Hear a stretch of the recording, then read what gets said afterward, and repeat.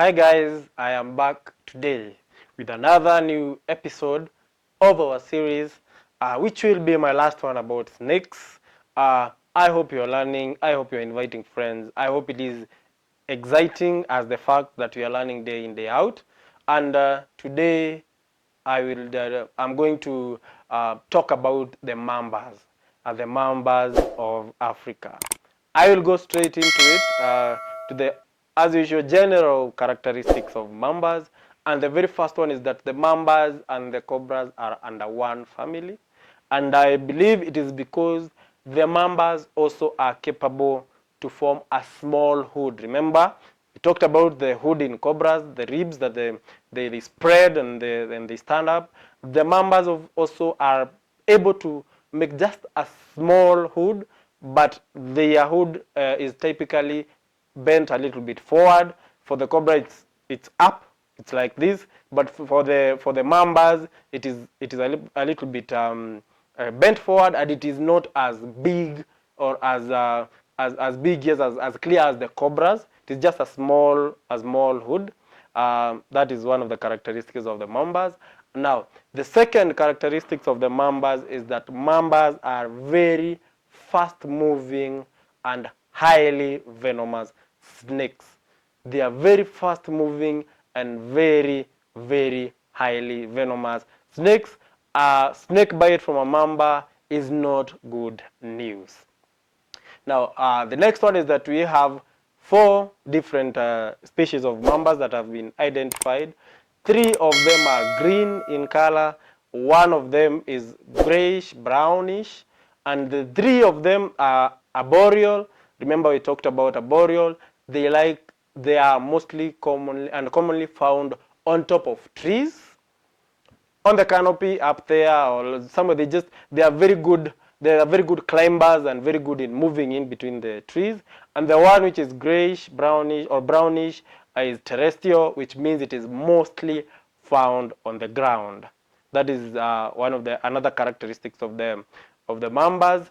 Now the mambas also have a round pupil, which means they are active during the day. Remember, as we covered the vipers, we said that they have a vertical pupil because they are mostly active at night. But for the mambas, they have a round one because they are most active during the day. And another characteristic is that they have very smooth scales, and a coffin-shaped head. The head of the mambas resembles a coffin. To the next characteristics is that they have long fangs at the front of the mouth that are, of course, used to deliver the venom into the either prey or as a defense bite. Another characteristics about the mambas, and especially their venom, is that most of the life-threatening symptoms that are found in humans are a characteristic of a mamba bite. From paralysis to failure to breathe to all those life-threatening symptoms from a snake bite are more or less likely to be from a mamba bite. Now, I will go into the 4 of them. Remember, we've said there are 4. 3 of them are green and arboreal. 1 of them is brownish or gray and terrestrial. I will start with one of the green ones. I will start with the western green mamba. Now, the western green mamba is found in the western part of Africa, in the canopies of the tropical forest along the coastal lines. It is, of course, greenish in color and very fast, arboreal, very fast on the treetops. And the western green mamba is known to pursue its prey up to the ground. Sometimes it can come down to the ground when pursuing prey. They feed on small mammals, mice, birds. Those are things that they can swallow easily. It is known to follow its prey up to all the way down to the ground. That is its hunting technique. It has not been reported to be an aggressive snake, but when the attack starts, it is an aggressive type of attack. There's a very distinct difference between aggression naturally and an aggressive attack. It is not quick. It is not quick to attack, but once the attack starts, now that is something different. Um, human bites of the western green mamba are not common, because they are found in the forest, up the trees. They are not common, but the few that have been recorded, most of them were fatal. The venom is highly potent. They have a neurotoxic venom that deals with the neurons. Cardiotoxic venom, the same venom has neurotoxic and cardiotoxic effects into the body, affects the cardiac system. That's why maybe the rates of death from the few recorded cases is very high. We will go to the next one, the next mamba we have today, which is also green in color, which is the eastern green mamba. We've talked about the western green mamba. Now we have the eastern green mamba. As we have said, the western is found in the western part of Africa. The eastern green mamba is found along the eastern parts of Africa, including in my country, Kenya. The characteristic of the eastern green mamba is it is a very shy snake. It is rarely seen, considering that it is green and it is on top of trees. Perfect camouflage. It is not a common sight, but we have them. Very beautiful eastern green mambas. And the next characteristic is that it has been observed to be an ambush predator. We talked about ambush predator in snakes when we were talking about the puffaders. It has been known to sit and wait for the prey to come closer. And as usual, being on top of trees, mostly it deals with birds. It eats birds because of wherever it is. It is highly arboreal. You will almost never find it on the ground. Always on the treetops. Always on the branches. Most part of its life. The next characteristic about eastern green mamba is that it has a medium to a very long tail. That is a characteristic that is found in the eastern green mamba. A medium or a very long tail. Now, to the other one is that as usual, which is a normal characteristics of the mambas I talked, a coffin-shaped head with all the mambas, including the western, and also as the warning sign, they form that small hood, kind of lifting its head up with kind of spreading the ribs, but not as big as the cobras. It has that characteristic. Also, coffin-shaped head forms a small hood when giving a warning sign. As usual, it is very active during the day, as all the mambas. Its venom is a little bit less potent than all the other mambas, but still highly potent when it comes to humans or prey. So it is just a little bit lower on the scale when you consider the mambas, but just as lethal. The effects are the same: neurotoxic, cardiotoxic, venom. That's how the venom acts on the body. And also another characteristics of the eastern green mamba is that they have a yellowish belly. On the underside of it is bright, is yellowish. That is a characteristic of the eastern green mamba. I will go to the third green snake of the day, which is the Jamison's mamba. Now, the Jamison's mamba, they have been able to identify two subspecies under the Jamison's mamba. We have the central and western Jamison mamba, and we have the eastern black-tail Jamison mamba, which is the central and western, as the name suggests, is found in the western and the central part of Africa. The eastern black-tail Jamison mamba is found in the eastern region of Africa, and to be more specific, in western Kenya. That is the two subspecies of the Jamison's mamba.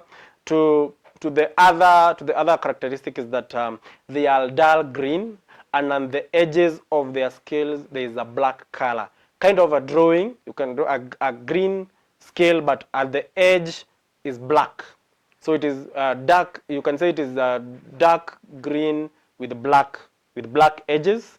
That is the characteristics of the Jameson Mamba, and also a characteristic of the Eastern black. The one that I've talked about, the Eastern black tail Jameson Mamba, is that its tail is black. And for the Western and for Central and Western Jameson Mamba, the tail is green in color. I think that is the biggest difference between the two subspecies. Also, as just like the Western and the Eastern Mamba, highly arboreal, or most of the time spend on top of trees. The venom is highly potent, with a death occurring to around 3 to 4 hours after a bite. That is the Jameson's Mamba.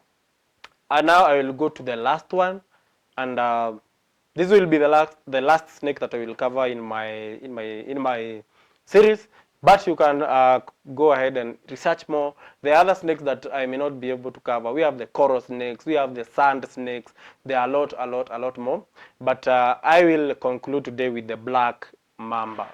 Now, the black mamba is one of the mambas that is the one that I said is not green, unlike the others. The black mamba is grayish or brownish. And the reason that it is called the black mamba is apart from the small hood, the black mamba has a warning signs where it opens its mouth, and it has a black inkish black mouth inside.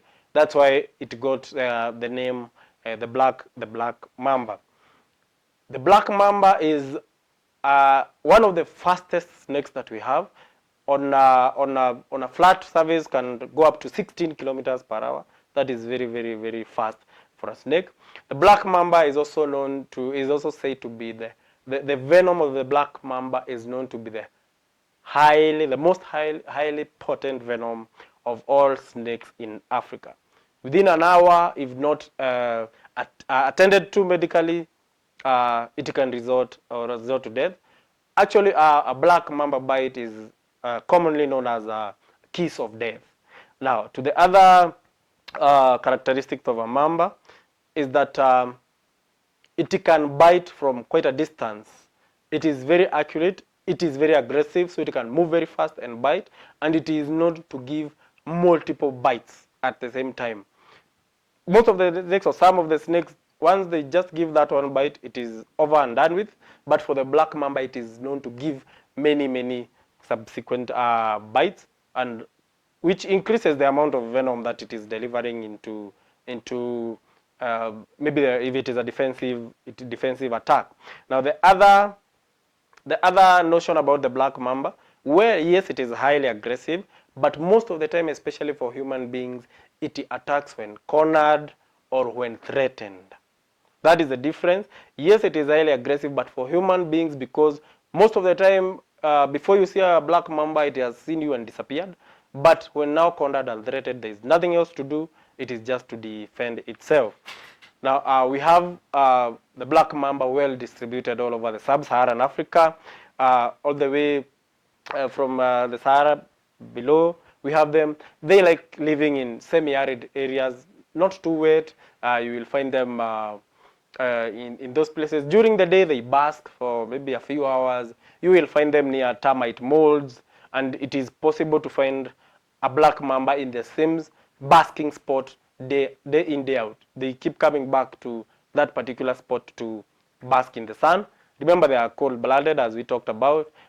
Their temperatures depend on the outside weather, depends on the outside, how the weather on the outside is. That is what dictates their temperature. Another thing is that the black mamba is the second longest venomous snake. In the previous episode, I talked about the king cobra being the longest venomous snake in the world. Now, the black mamba is the second and the longest in Africa, because remember, we do not have the king cobra in Africa, so it is the longest venomous snake in Africa, and with that length, it is able to lift 40% of its body up. So we have reported a black mamba bite at the upper body, because during the warning signs, when creating that small hood with the mouth open, it is able to lift it's 40% for a very long snake. You know, that can easily be up on your upper body, and now we have bites reported on the upper part of the body. And it is said that, as I said, that 1 hour is just enough. That if it is not attended to. But the good thing about this is that we have antivenoms for all the Mambas. Antivenoms are available in various health facilities. So it is not like it used to be before. A bite used to mean that that's the end of it. If you are able to access medical facilities soon enough, you can be able to survive the mamba bites. And as we said, it is the only of the mambas that is terrestrial. Most of the other mambas, you will find them on trees. You will rarely find a black mamba on top of trees. You will find them mostly on the ground, and they have a grayish, whitish underbelly. Remember, like the eastern we said of a yellow underbelly. This is a grayish, whitish underbelly with a very inkish black, inkish mouth. I don't think I have left anything behind about the snakes, but please feel free to add into the comments. Please feel free to educate us where I may have left behind. But from me, about the snakes, that is where I close. I'll be back in the next episode with a different, very different animal. I hope you have enjoyed. I hope you have learned something you didn't know about the snakes. But I would like to urge people that whenever you come into contact with a snake, it is the best thing to do is to call the people who are the authority who are relevant about the snakes, because most of the snake bites actually happen when you are trying to kill the snake. The snake is trying to defend itself. We have most of the snake bites occurring from that scenario. So it is. I would advise that if you find a snake, just call the authorities. The people who are trained to deal with the snakes to avoid circumstances that may not be good. I will leave with that, urging you to subscribe, invite your friends so that we may learn. We may learn there's a lot on the way. See you on the next one with a very, very different, interesting animal. Bye.